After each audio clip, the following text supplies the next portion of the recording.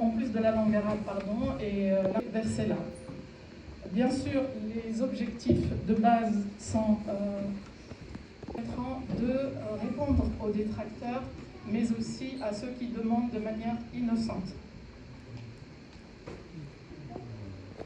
Donc les limiter immédiatement. Deuxièmement, le sens le plus probable actuellement, je précise.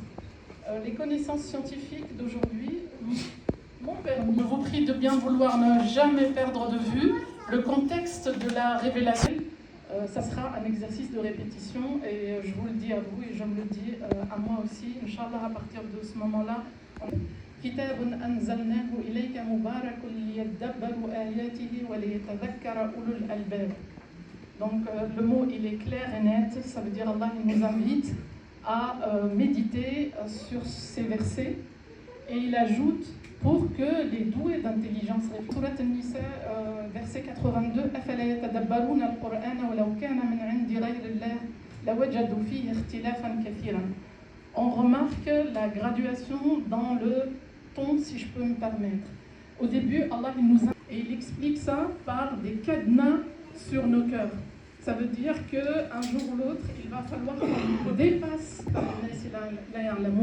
De base, ma spécialité, c'est la biologie, donc ça aurait été plus logique que je me penche sur ma spécialité, mais je me suis dit que la raison, c'est quelque chose de beaucoup plus pur et beaucoup plus net que al-aql, de se représenter l'espace. Le diamètre, je tiens bien à dire que il s'agit du diamètre de l'univers observable aujourd'hui.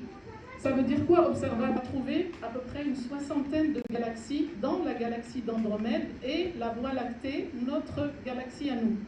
Si on zoome sur notre galaxie, nous sommes ici. Un point, même pas. Et si on zoome sur ce point, on trouve notre système solaire. Je ne sais pas si, avec cette image, l'idée de l'immensité de l'univers, est-ce que vous savez, parce que généralement vous lisez tous le Coran et généralement Allah il dit pourquoi maintenant il a dit